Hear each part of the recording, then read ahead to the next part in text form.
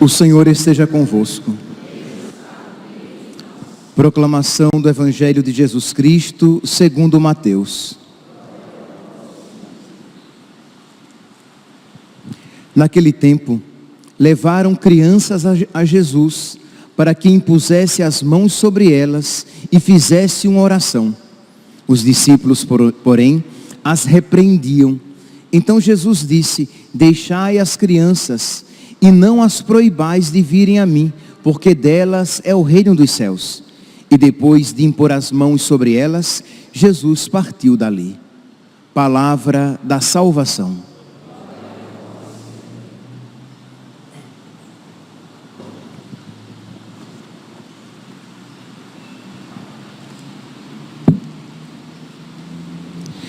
Caríssimos irmãos e irmãs, a primeira leitura de hoje, retirada do livro de Josué,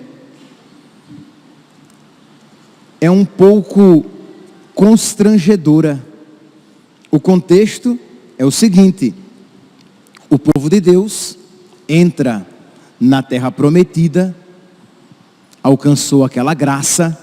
Imagine, os muros de Jericó caíram, o povo recebeu uma cidade construída, né? Deus deu ao seu povo, depois de toda a provação pelo deserto, de todo aquele período caminhando pelo deserto, Deus concedeu então a Josué, a Caleb e aqueles que o seguiam, aquela nova geração, entrar na cidade e tomar posse dela.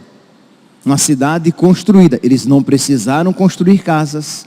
As casas estavam construídas. Eles não precisaram cavar poços e cisternas, pois os poços e cisternas já estavam cavados e com água. Eles não precisaram plantar as vinhas que já estavam plantadas. Então assim, eles viram a generosidade de Deus, que lhes ofertara tudo aquilo.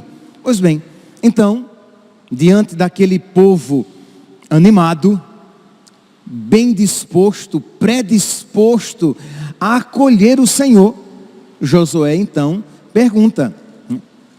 Livro de Josué, capítulo 24. Josué diz assim: agora, pois, temei ao Senhor e servi-o com um coração íntegro e sincero, e lançai fora os deuses a quem vossos pais serviam na Mesopotâmia e no Egito, e servi ao Senhor. Contudo, se vos parece mal servir ao Senhor, escolhei hoje a quem quereis servir. Se vocês querem servir a Deus, vocês lancem fora os ídolos, porque Deus, nós não podemos querer unir as trevas com a luz. Então precisamos nos decidir pelo Senhor. Mas se vocês querem servir os deuses estrangeiros, pois bem, assim façam. Quanto a mim, eu e minha casa serviremos o Senhor. Essa frase, né, muito conhecida a nós. Pois bem, o povo então vai e diz: não, de jeito nenhum, longe de nós abandonarmos o Senhor para servir a deuses estranhos, porque o Senhor nosso Deus, foi Ele que nos tirou da casa da escravidão, foi Ele quem realizou esses grandes prodígios diante dos nossos olhos, e nos guardou, nos protegeu, velou sobre nós em todos os nossos caminhos. O Senhor expulsou diante de nós todas as nações. Então o povo disse: misericórdia, nós não iremos abandonar o Senhor de jeito nenhum. Deus é bom, Deus nos deu todas essas graças, Deus nos protegeu durante todo o caminho, de jeito nenhum. Ora, qual seria a atitude esperada diante de tal afirmação? Pois bem, então tá bom, sirvamos ao Senhor. Não. Josué Diante disso, diante do povo ali, devoto, piedoso, fervoroso, nós serviremos o Senhor. Deus nos livre de abandoná-lo de jeito nenhum, longe de nós. Josué diz, olhe. Então Josué disse ao povo, versículo 19: não podeis servir ao Senhor, pois Ele é um Deus santo, um Deus ciumento, que não suportará as vossas transgressões e pecados. Isto é, um balde de água fria. O povo que queria se entregar ao Senhor, ele diz, olha, não é fácil não. Tem certeza que vocês querem servir a Deus? Ele é ciumento.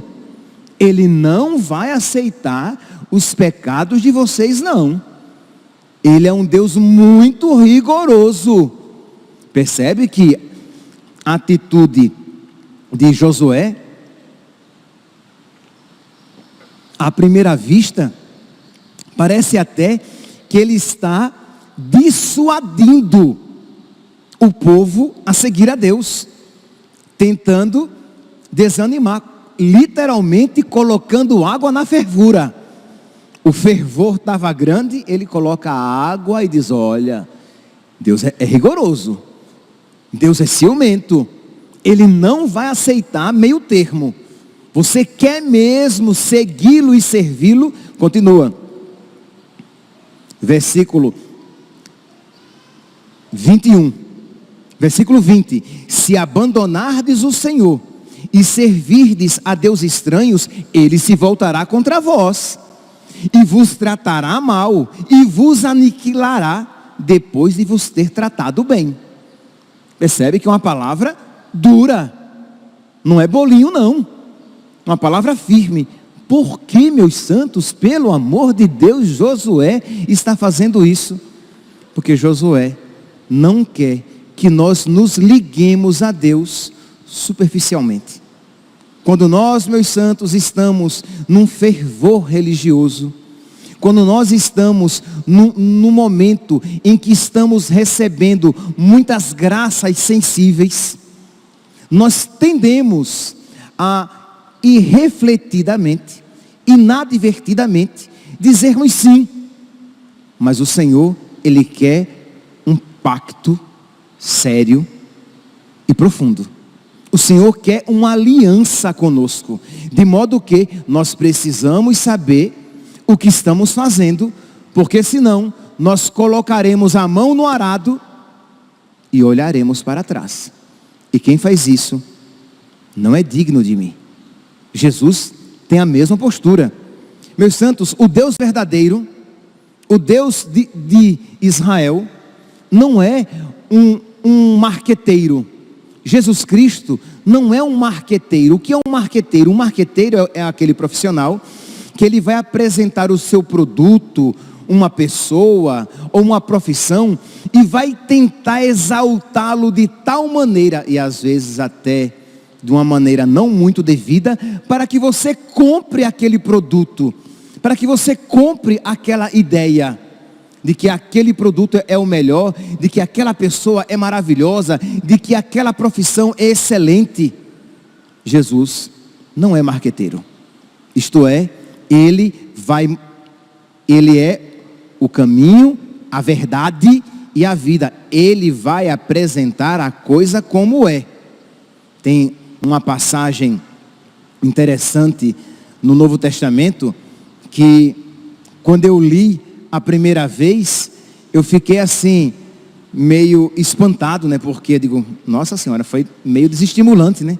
Aqueles 3 casos de vocação que nós podemos encontrar em Lucas, no capítulo 9, e em Mateus, no capítulo 8, diz assim: enquanto caminhavam, um homem, se vocês forem lá, eu estou aqui em Lucas, capítulo 9, versículo 57. Em Mateus, nós vemos que esse homem era um escriba, então era um homem importante. Enquanto caminhavam, um homem lhe disse: Senhor, seguir-te-ei para onde quer que vás. Jesus replicou-lhe: olhe, as raposas têm as suas tocas, os passarinhos têm os seus ninhos, eu não tenho onde reclinar a cabeça. Isto é, o Filho do Homem não tem nada neste mundo a oferecer. Segundo caso de vocação, quer dizer, percebe que foi um balde de água fria. A pessoa vem segui-lo e ele diz: olha, até as raposas e os passarinhos têm mais do que eu. Se você está me seguindo pensando em coisas para este mundo, é uma furada. Eu não tenho onde reclinar a cabeça. Cai por terra toda a teologia da prosperidade, né? Seguir o Senhor, servir o Senhor, aceitar Jesus e todas as suas contas serão pagas. E você terá um emprego maravilhoso. E a doença nunca tocará no seu corpo, na sua carne. Eu prometo o céu, a salvação eterna, porque neste mundo vos perseguirão, vos odiarão, e se fizeram isso comigo, o galho verde, o que não farão convosco, os galhos secos. Segundo caso de vocação, versículo 59. Outro disse, a outro Jesus disse: segue-me. Mas ele pediu: Senhor, permite-me ir primeiro enterrar meu pai. Mas Jesus lhe disse: deixa que os mortos enterrem seus mortos. Tu, porém, vai e anuncia o reino de Deus. Percebe que Jesus, ele não negocia as exigências. Então tá bom, vá lá, enterre seu pai. Não, que os mortos enterrem os mortos. Você vem e segue-me. Está disposto a me amar mais do que o seu pai, sua mãe, seus irmãos, sua profissão, a si mesmo? Amar mais a mim ao ponto de me aceitar e renunciar os seus sonhos, seus pontos de vista? Percebe aqui que o Senhor não negocia. Ele é claro. Terceiro caso de vocação. Um outro ainda lhe falou: Senhor, seguir-te-ei, mas permite primeiro que me despeça dos que estão em casa. Mas Jesus lhe disse: aquele que põe a mão no arado e olha para trás, não é apto para o reino de Deus. Então, meus irmãos, nós podemos ver aqui que Jesus, ele espera de nós então essa decisão, essa determinação em seguir nosso Senhor. Eu peguei aqui Mateus e Lucas, mas vocês, por exemplo, poderiam pegar João capítulo 15, versículo 20, em que Jesus diz: lembrai-vos da palavra que eu vos disse, o servo não é maior do que o seu Senhor. Então, que nós não sigamos a Deus, e a tendência é grande. Se eu dissesse assim: levante a mão, quem já se sentiu tentado a perder a fé, quando as coisas neste mundo se tornaram difíceis, eu acredito que não poucos aqui levantariam a mão. Porque quantas vezes eu não já ouvi, ou até mesmo me senti tentado a dizer, isto é, quando a dificuldade vem: meu Deus, o Senhor se esqueceu de mim? Quantas vezes a gente não encontra uma pessoa que abandonou a igreja, que abandonou a vida de oração, e você pergunta a ela, e ela vai dizer assim: é porque eu adoeci, e Deus não me deu a cura, e aí eu fui procurar em uma outra igreja, num outro lugar, para ver se eu alcançaria aquela graça. Porque a pessoa procurou Deus com olhos imanentes. Ela procurou Deus, a religião dela é uma religião materialista. Isto é, uma religião que tem como objetivo alcançar bens neste mundo, quando buscai as coisas do alto. É a palavra de nosso Senhor, por meio de São Paulo, mas é o ensinamento do Evangelho. Jesus mesmo diz: esforçai-vos por aquilo que não passa, por aquele alimento que não passa. Ora, tudo neste mundo passa. Então, qual é o alimento que não passa? Jesus. Então, esforçar-se por Ele. Se eu tiver Deus e a salvação, tudo mais, né? Se eu não alcançar, não tem problema. Quem a Deus tem, nada falta, só Deus basta. Meus santos, eu sei que vocês conhecem esta frase, mas nós precisamos conhecê-la por experiência. Então, pedir a Deus que Ele coloque nos nossos corações esta convicção interior, de modo que, se nós tivermos fé, que nós nos mantenhamos firmes, sabendo que temos o principal.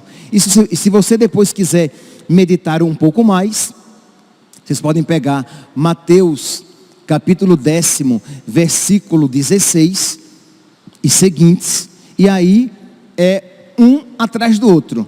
Mateus capítulo 10, versículo 16. Eu vos envio como ovelhas no meio de lobos.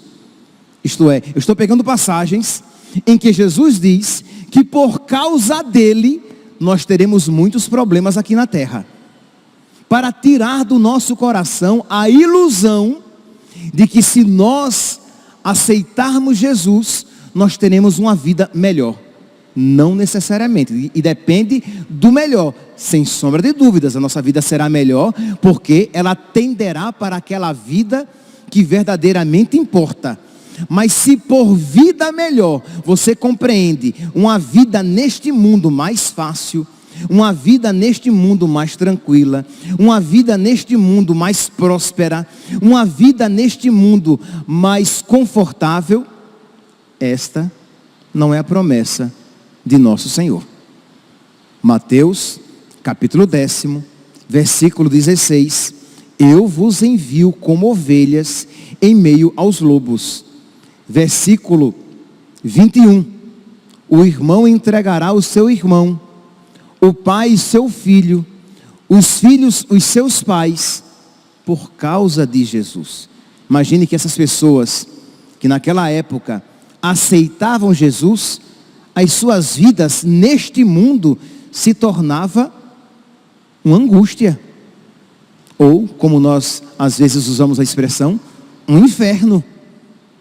A vida se tornou mais difícil, porque era mais fácil estar no status quo, estar dentro da mentalidade atual, se deixar levar pela maré, pela onda do mundo. Mas quando você resolve nadar contra a maré, andar, em sentido contrário, por obediência a Cristo e a sua consciência, de alguma maneira, a sua vida se tornará mais difícil. Mas nós precisamos estar conscientes disso, para que a nossa opção por Deus seja uma opção consciente, e não uma ligação afetiva, em que na primeira dificuldade, nós abandonamos nosso Senhor. Meus irmãos, não tenhamos dúvidas que isso sempre foi verdade, mas nos tempos atuais, o cristão ou será santo, ou não será nada. O cristão, o católico, ou ele terá uma predisposição, pelo menos uma predisposição ao martírio, e martírio aqui, quando eu afirmo, quando eu falo, não necessariamente é o martírio de sangue, mas o martírio branco, isto é, por causa de Cristo, a minha vida neste mundo vai se tornar mais difícil. E você aceita, sabendo que está fazendo um ótimo negócio, porque o que você vai receber é infinitamente maior, é infinitamente melhor. Ou nós temos esta consciência, ou nós iremos abandonar nosso Senhor. Um mundo em que os cristãos, por serem cristãos, são tidos cada vez mais em menos conta. Imagine, eu estava vendo uma nova notícia, porque já conhecia este fato, já de outras vezes acontecido. Isto é, casais cristãos, católicos, que vão adotar filhos, e encontram a maior dificuldade. Por quê? Porque são cristãos católicos. Se fossem de uma mentalidade mundana, se fossem duas mulheres ou dois homens, teriam a maior facilidade, porque aquela postura já é virtuosa para o mundo. Mas se você vai com um terço no braço, com um crucifixo no pescoço, ou com um símbolo cristão na sua blusa, na sua camisa, aquilo já conta contra. Porque eles já vão olhar para você e dizer: é uma pessoa cheia de ódio no coração e vai querer educar os seus filhos de uma maneira contrária daquela que nós queremos que eles sejam educados. E isso aqui, meus santos, não é uma criação, uma elucubração de uma mente muito criativa e pessimista do padre de vocês. Isso já está acontecendo.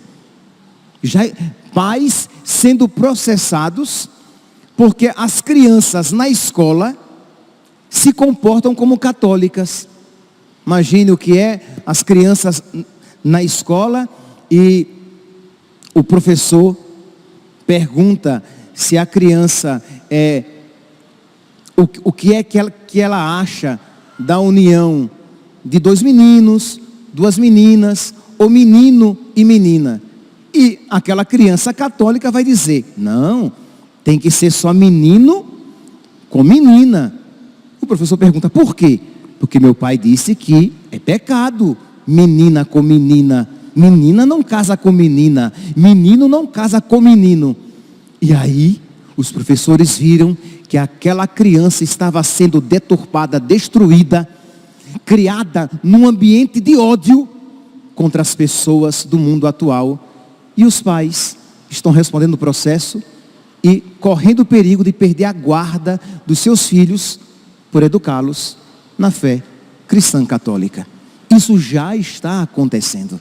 Então percebe, meus santos, enquanto o governo brasileiro reconhece as práticas de algumas religiões de matriz africana como uma medicina alternativa, em que você pode ter acesso a elas pelo SUS, profissionais como psicólogos, médicos, professores, cristãos, podem perder a sua profissão.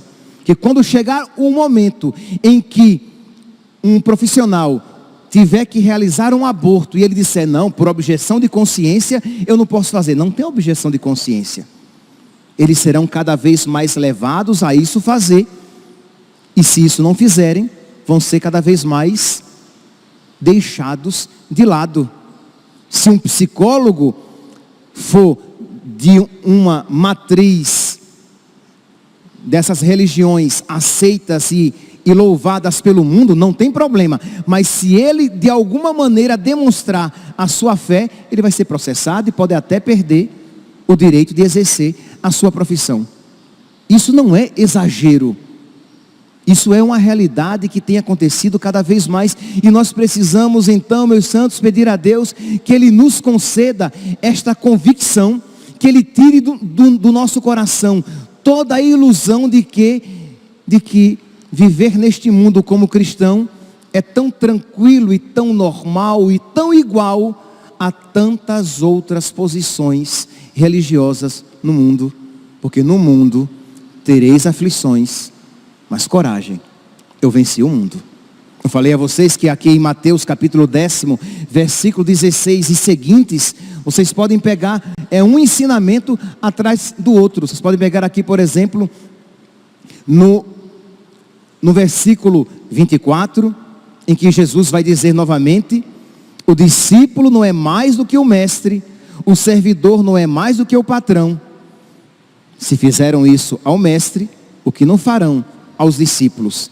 Versículo 26, não os temais, porque não temais aqueles que matam o corpo. Versículo 28, aqueles que matam o corpo, mas não podem matar a alma. Mas por quê? Porque eles matarão os seus corpos, eles perseguirão a vós.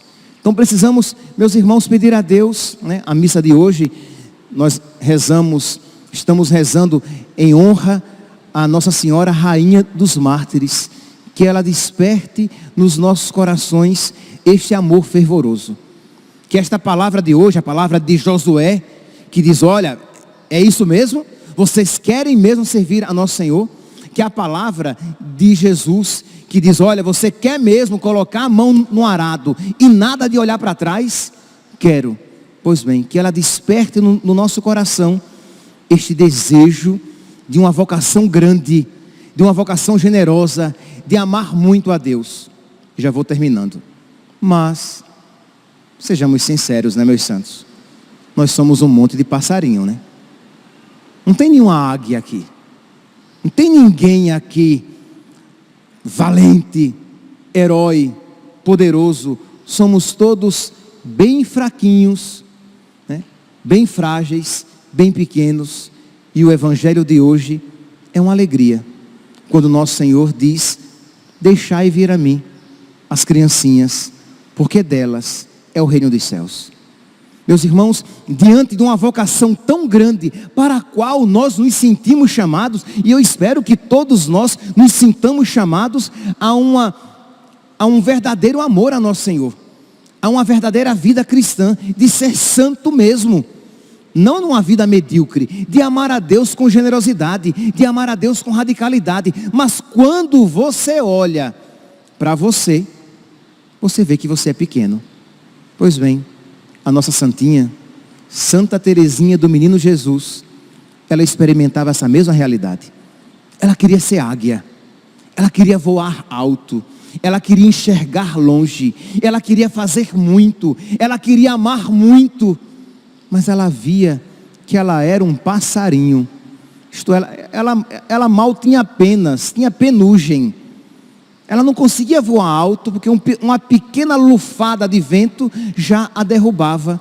Mas ela confiava na misericórdia de Deus, e nesta mesma misericórdia, ela se lançava, e assim Deus foi nela grande.